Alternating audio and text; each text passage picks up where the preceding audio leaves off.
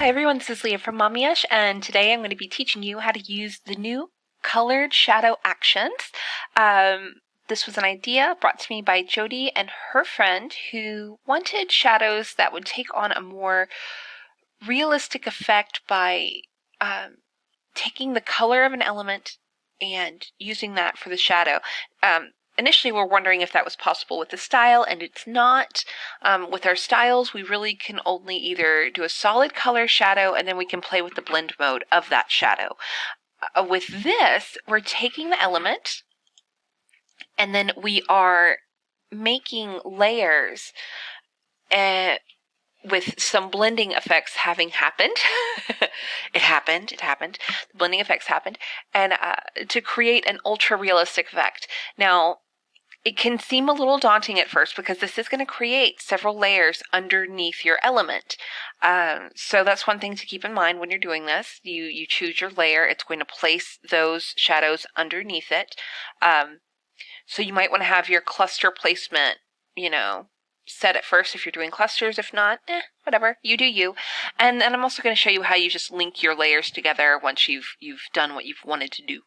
All right, so I'm just going to throw in I have done several, as you can see, and we're going to just start with something different. I haven't used this piece of trim yet, so this is more of like a little knotty sort of rope twine situation. And I'm just going to zoom in here so we can kind of look at it. So when I've loaded my actions, so there'll be 4. So we have the first one, which creates our base shadows. The next is to desaturate, and I'll show you when you might want to use that. The second is to make it a little bit fluffier. And then the last one is to make it super fluffy. Now, I'm sure with this shadow, I'm not going to want to make this super fluffy. Like, that's not a thing. So that's fine. And sometimes you might want to delete because it creates 2 separate shadows. So again, we're just going to go ahead and hit play and see what happens. So you can see here, boom, done. Now, initially, I do not have any blending modes set. All right, so it's going to look a little strange at first. The reason why I've done this is because I kind of want you to really get a good feel for and see what you want. I could set it as something, but that might not be what you want, and it really doesn't take a lot of time to change. So you'll see here, if we look at our layers panel, I have done, which is the element. Then we have these 2 shadows underneath. Edit, it says edit, the blending mode and the opacity. Edit, the blending mode and the opacity. Now, I have my own favorite so far. So I like to change my base, the lowest shadow, into multiply. And then I like to start with about a 50% blend. All right. Then I like to take the shadow that is closest, right? And then I like to make this one a linear burn. And just depending on the element, I'm going to change the, maybe 50% too. Or maybe I want it to be more. Now, I like linear burn, but with this element, maybe I don't know, I'm looking at it and I'm thinking maybe multiply so it's not too colorful and then upping the opacity. I like the look of that better. All right, so that's the shadow. Now, I like this, but I'm thinking this needs to be a bit softer, the underneath, okay, this underneath shadow. So again, we have an element, you have shadow 1 and 2.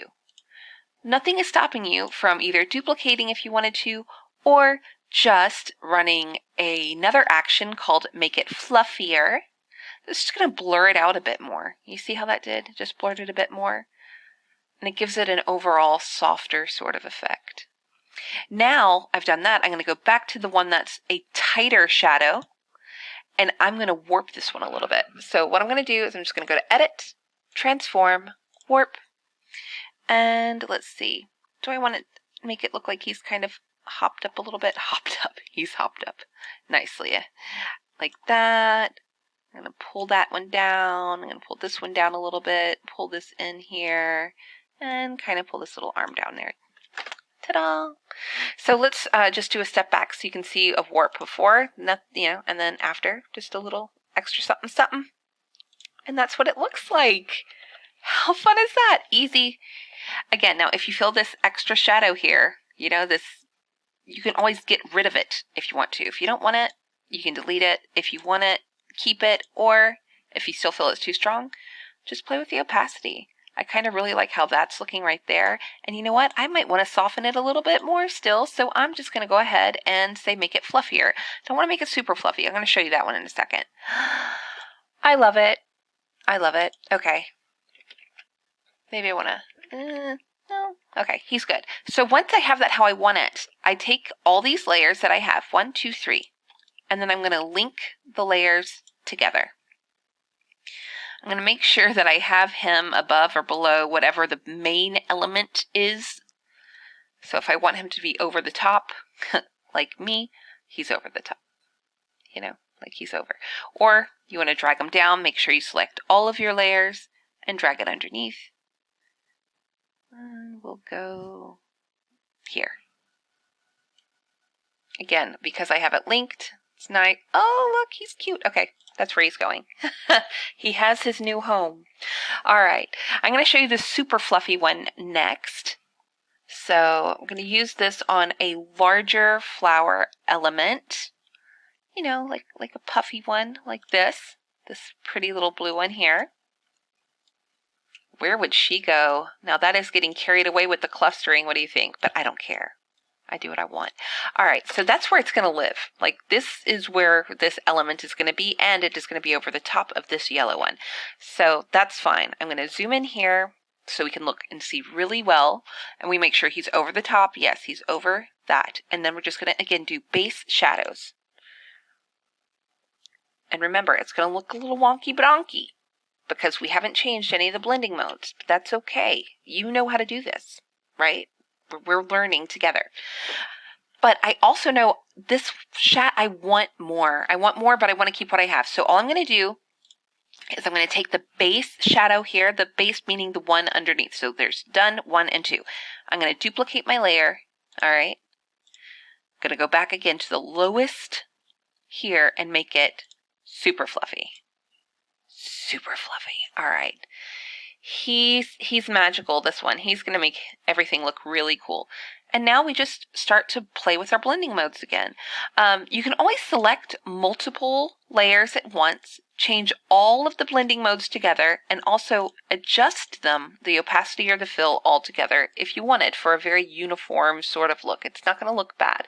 But I personally like the way, and you might want to do it just to sort of get a feel for where things are. But I know right off the bat that this one, I'm going to want to tone it down quite a bit. Like I'm probably going to take it down to like 25%. Now this one here, again, just you can always turn off the view of the layer so you can kind of see what's happening with it. I kind of like how he is. I like him just the way he is. All right, this one I'm going to change to a linear burn because that's one of my favorites. It adds a very... I could explain what this does to the lighting on an element, but I'll spare you. Just think of it as a burn. It's like a mixture of color, burn, and multiply together, sort of. All right, and I'm just going to turn it down. He's really just here to add a little bit of an accent, you know? This guy here, I might want him to be linear burn too, but I know I'll have to really pull him back a little bit. It's like, calm down, guy. All right, so there we have him. We have this little shadow. This little shadow of mine. All right. We're going back to multiply. It's happening. I don't want him to make my yellow look too strange. Now, if you feel like the blue is too strong of a blue, okay, because that's what the shadow is doing. Remember, if we go like that, we can see the color effects. I like it, though. I like it. You can always use that desaturate the shadow. So you just select the layer, desaturate the shadow. Okay? Guess what? You can actually use that on layers, too, like regular elements, if you felt like an element was bright. But it's going to desaturate it like across the board. It might look a little funny, but like that. See? We're not doing that, though. We like the happiness. I'm just stepping back so you can... Anyway, but yeah, that's what he does. I might not end up loving him there, but I love the shadow effect. And I'm going to pull it away so you can see what that looks like out here. Out here in the wild, all alone. It's all alone. Now I'm pulling him in, and you can see how that color then plays with the other colors in the document, as opposed to just doing a very random sort of bleh effect He turns out to be very pretty. Summer! Oh, can't you wait? I can't. But I live south now, so it's really nice outside. It's been in the 70s. I think this needs to be linear burn. I think that's what I'm not liking. Part of me was still feeling a little meh about it. Now let's link these all together. I think I wanted that linear burn. So yeah, that was it. That's why I wasn't loving it as much. Again, multiply is going to give you a much more subtle effect in terms, and it also desaturates the colors underneath it, all right, a little bit. Now, linear burn is going to, like I said, it's almost like a multiply plus color burn. It's going to keep some of that saturation of the colors underneath it, and I really like the look of it. So there we go. So that's how that works. Now let's do this again. Quickly, I won't talk through it quite as much. I will show you how quickly it can be done once you've gotten your groove, per se. So I'm going to take this little hello element here, so a little wooden element. Again, base shadows, click. I'm going to take these two. I'm going to choose linear burn this time. I'm going to say 50%. And it could be done. All right, now I could edit this, make it a little bit of a sharper there. Desaturate here, or not desaturate, but make it a little, the secondary shadow, softer. We can turn off. But all in all, he looks nice. He looks nice. Again, if we want to fluff out that lower shadow, make it fluffier. Don't do the big foof. Think of that more for flowers. Really softens it up nicely, doesn't it? Let's change this blending mode to multiply just to see, and then turn it up a bit. Boop. Doesn't look bad. All right, so that's how this works. Don't forget to link your layers together if you're working on a layout. That way, you can move it around without much issue. It would be hilarious if I had a photo there, because it's like there are so many elements, and then it's like, hello, summer, teeny weeny photo. All right. Anyway, that's this set. A lot of fun. It maintains your main element, right? And then, yeah, you get these extra ones, and hopefully you'll get more and more comfortable with using them, playing around. Remember, this is a Photoshop program.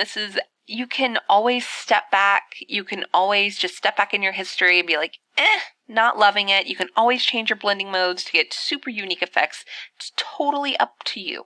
Totally up to you. So enjoy and have fun. Bye.